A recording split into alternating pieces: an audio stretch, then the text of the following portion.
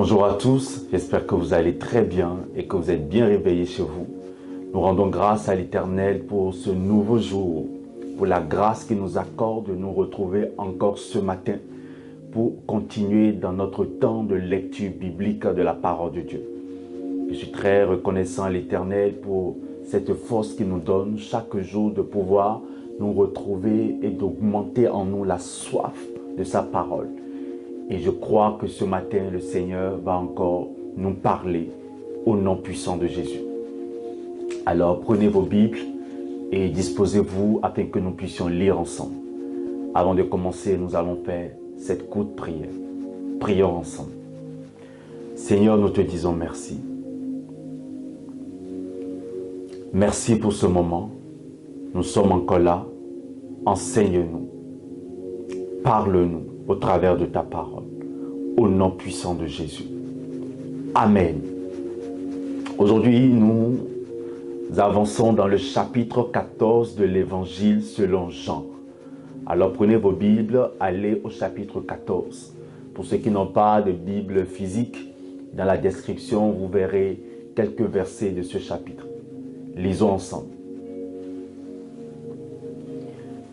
Que votre cœur ne se trouble point. Croyez en moi et croyez en Dieu et croyez en moi. Il y a plusieurs demeures dans la maison de mon Père. Si cela n'était pas, je vous l'aurais dit. Je vais vous préparer une place. Et lorsque je m'en serai allé et que je vous aurai préparé une place, je reviendrai et je vous prendrai avec moi, afin que là où je suis, vous y soyez aussi. Vous savez où je vais et vous en savez le chemin. Thomas lui dit, Seigneur, nous ne savons où tu vas. Comment pouvons-nous en savoir le chemin? Jésus lui dit, je suis le chemin, la vérité et la vie. Nul ne vient au Père que par moi.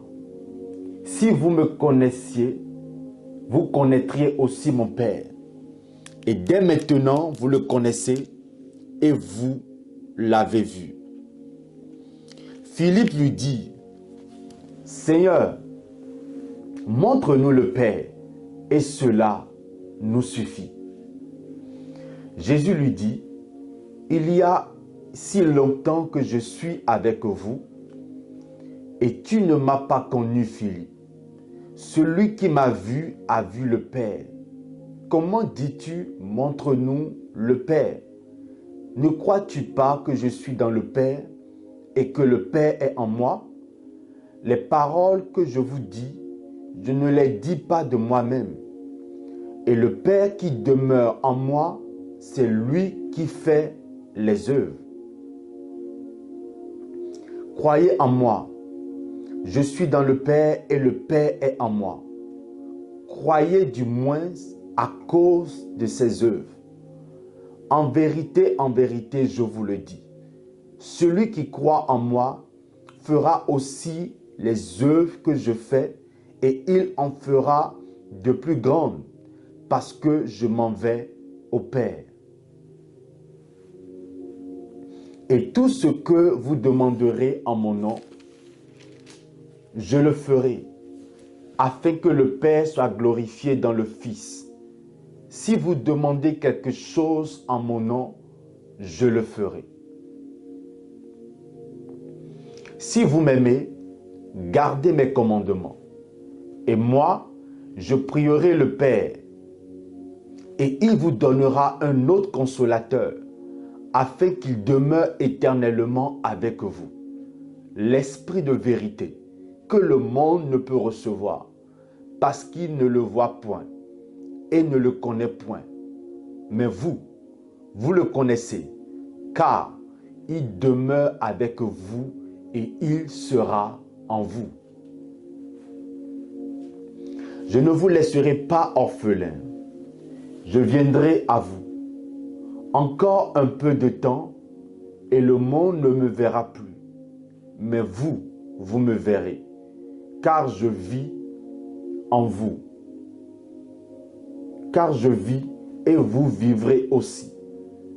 En ce jour-là, vous connaîtrez que je suis en mon Père et que vous êtes en moi et que je suis en vous. Celui qui a mes commandements et qui les garde, c'est celui qui m'aime. Et c'est celui qui m'aime, et celui qui m'aime sera aimé de mon Père. Je l'aimerai et je me ferai connaître à lui. Judas, non pas l'Iscariote, lui dit, Seigneur, d'où vient que tu te feras connaître à nous et non au monde? Jésus lui répondit, si quelqu'un m'aime, il gardera ma parole et mon Père l'aimera.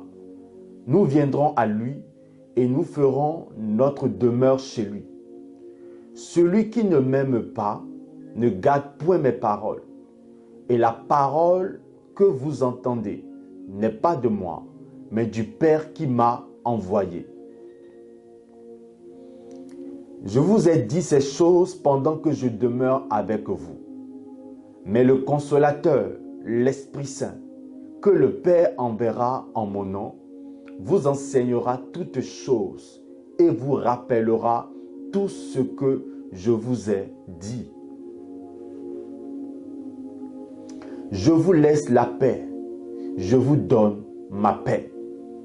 Je ne vous donne pas comme le monde donne, que votre cœur ne se trouble point et ne s'alarme point.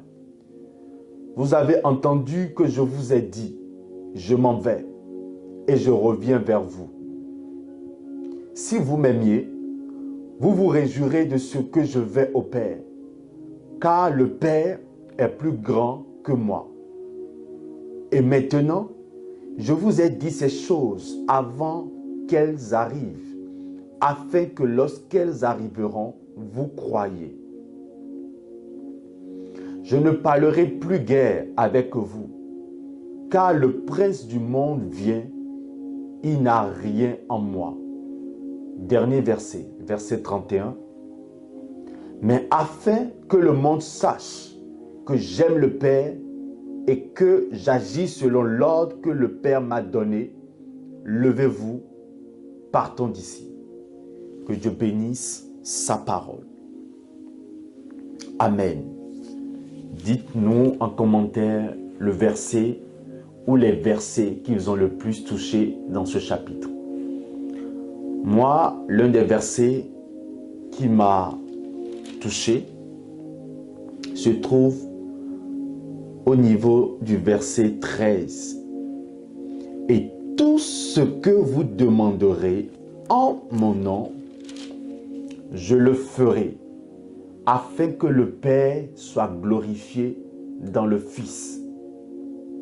Et tout ce que vous demanderez en mon nom, je le ferai, afin que le Père soit glorifié dans le Fils. C'est Jésus qui disait cette parole. Il a dit que tout ce que nous allons demander en son nom, il le fera. C'est la raison pour laquelle nous, en tant qu'enfants de Dieu, en tant que chrétiens, nous prions au nom de Jésus. Parce que c'est le nom qui est élevé au-dessus de tout nom. Jésus, dans ce verset 13, il a dit que tout ce que nous allons demander, il n'a pas dit certaines choses, il a dit tout. Ça englobe tout.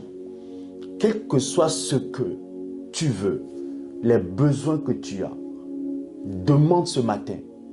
Et au nom de Jésus, cela te sera accordé. Que le Seigneur vous bénisse avec ce verset. Et je prie ce matin que le Seigneur nous fasse du bien. Que le Seigneur bénisse votre journée. Que le Seigneur bénisse nos projets en cette journée. Au nom de Jésus. Au nom de Jésus. Et au nom de Jésus. Amen. Que le Seigneur vous bénisse et on se dit à mercredi. Shalom.